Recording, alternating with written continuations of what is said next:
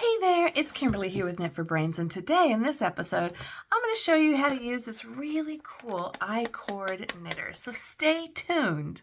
Hey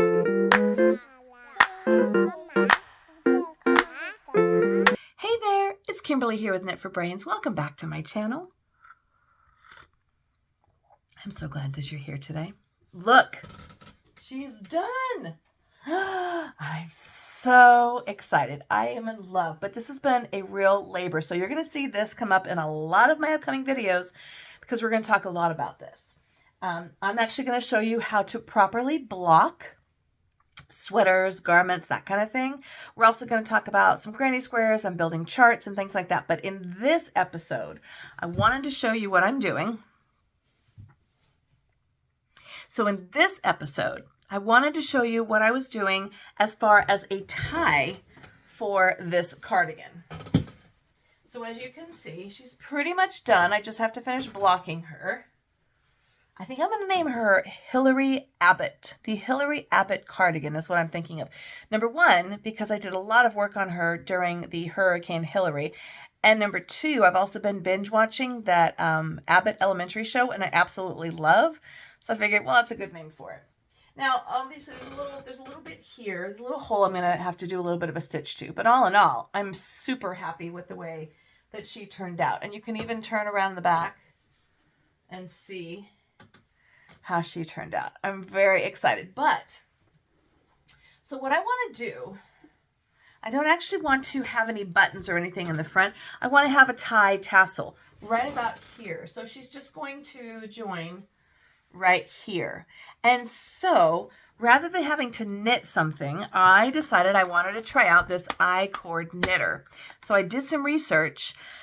The one that got the best reviews was the brand Tulip, which we know that they make great hooks. They actually make my favorite hook, the Etimo Tulip hook. So this one was the most reasonable price, and it had the best review. So I thought we're going to go ahead and give it a shot.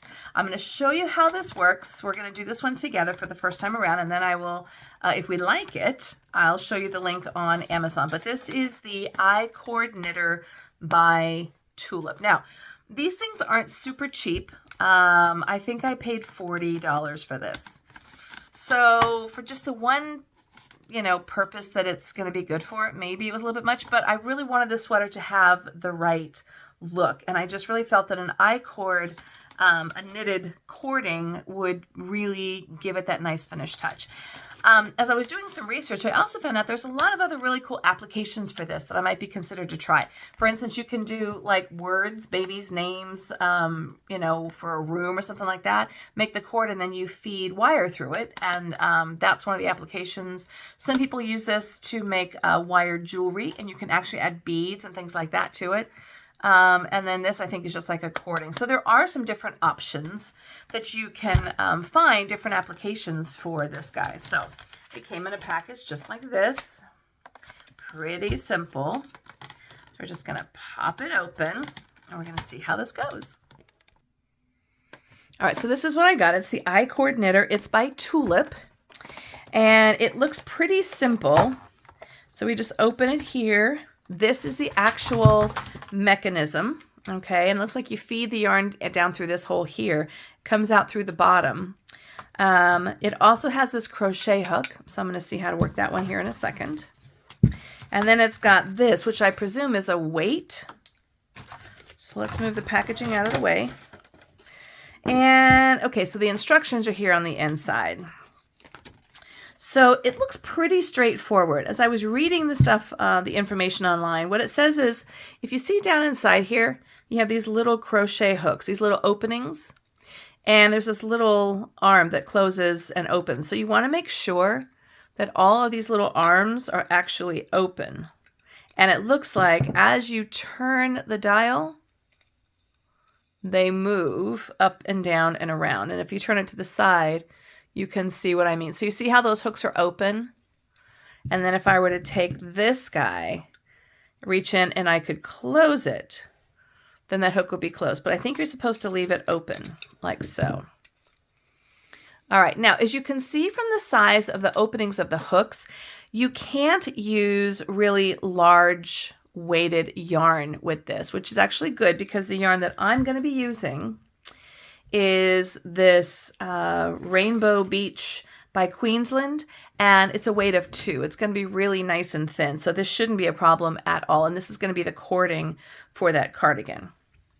This is the weight. You can tell it's quite weighted, and it's got a little lever here that you push, which opens up the entrance here in the bottom. You can see that. Goes right there. You can see it all the way through.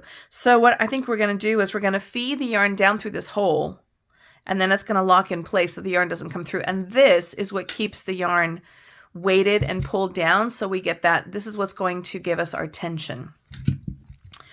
All right, so from here, we have this is our upper guide. So you see there's this little tiny hole right here. This is the upper guide, and this is the lower guide. So the yarn is going to feed through here, up into here, and then it's going to feed around in my little different crochet hooks, and then it's going to feed down through the center right there, and then that weight is going to come out the bottom. Okay, so these are my latches and my hooks, and then of course the tube. So what I do is I take my yarn from over here, I come through my lower guide, so right here, I bring the yarn up and through. I suppose I could use a crochet hook if I wanted to, but you could also just sort of feed it through. That shouldn't be too difficult. Okay, then it's going to go up into this little notch, which is right here. This is my upper guide. All right, and from here, it's going to feed down in through this center hole, right down inside there. And it's going to have to go all the way through so that I can put the weight on at the bottom. So I'm just going to have to kind of not be so tricky and just feed down in there. There you go. Go, go, go. Pull it all the way through. All right. Now, once it comes all the way through, you want to feed it into the weight. I'm going to feed it all the way through.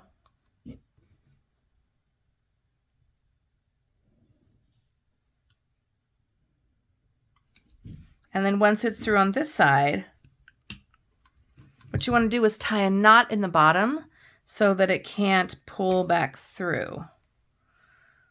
I suppose if the yarn was thicker, it wouldn't be as much of a problem.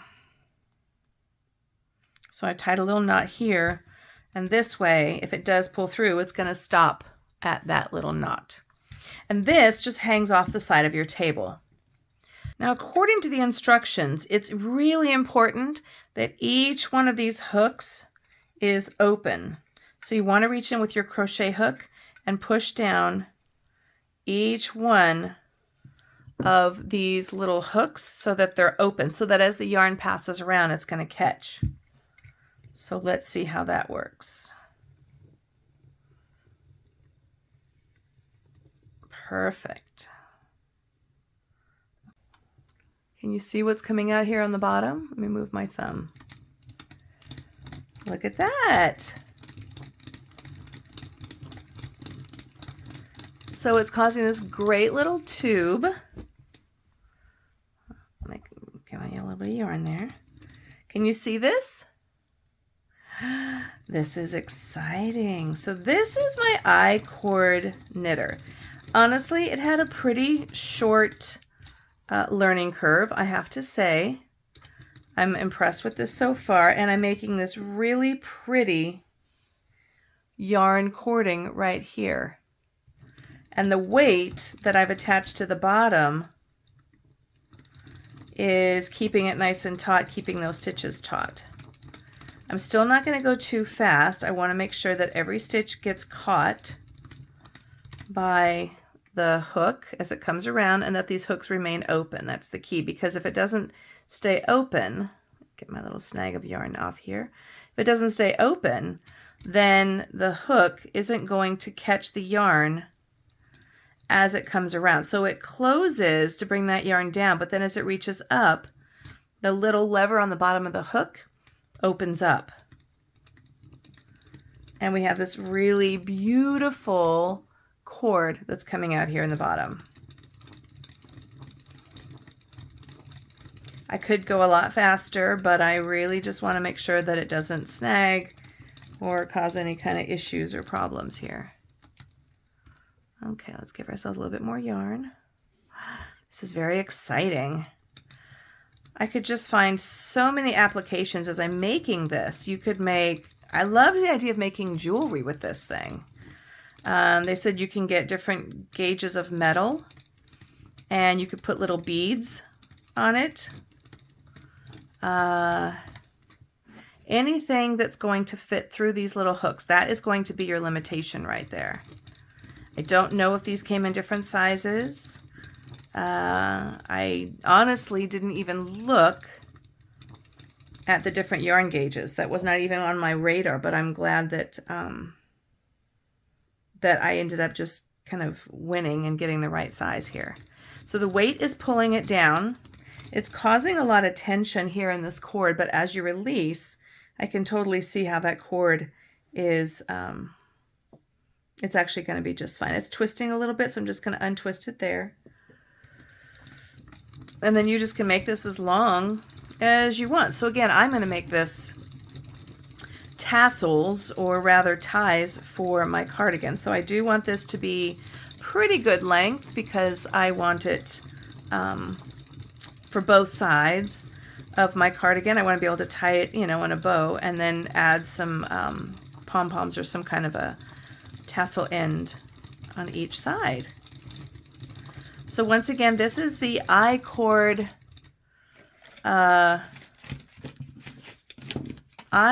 knitter. So basically I'm making a cord, and this is by Tulip. So we know that that's a good brand, which is why I decided to go with this. Isn't that so cool? Let's see if I can get you to get a close-up of this. Watch that. So you can see those hooks as they come around, they're open, they grab the yarn. As they come back down, they close the yarn. And it feeds through the bottom of this tube right in there. And then it comes out through the bottom as this perfect little cord. Okay, well, so this was my first attempt at my I-cord knitter by Tulip to make these cords for my cardigan. And you know what? First time around, I'm digging it. So this is what I ended up making. And I'm just going to trim off the edges here because there's a couple parts where it got a little bit loose, but I want to have a little bit of a fringe, so that's okay. And I just tied off the ends nice and secure. But I got this really nice tubular cord. I really like this. So first time around, slight learning curve, but not terrible.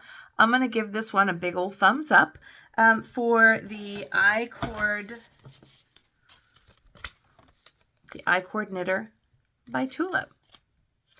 This is Kimberly with Knit for Brains. Thanks so much for watching. Please hit that like and subscribe button because I got a lot more videos coming out, including a tutorial on how to make this wonderful cardigan. And we're also going to do a tutorial on the proper way to block a garment, to wet block or steam block, depending on the type of fabric that you've got. So that's a really important episode. I hope you're going to enjoy it. If you've never blocked a piece of fabric, it's kind of essential. Blocking and making swatches are probably two of my least favorite things to do, but they are the most important things that you can do when you are either crocheting or knitting. So definitely make sure you tune in for that one. Tell your friends about us. Thanks so much for subscribing and liking and telling your friends already. We have so many likes and subscribers and new friends, and we just got more things coming up. So again, thanks so much for watching. This is Kimberly at Knit for Brains, and as always, I'll see you soon.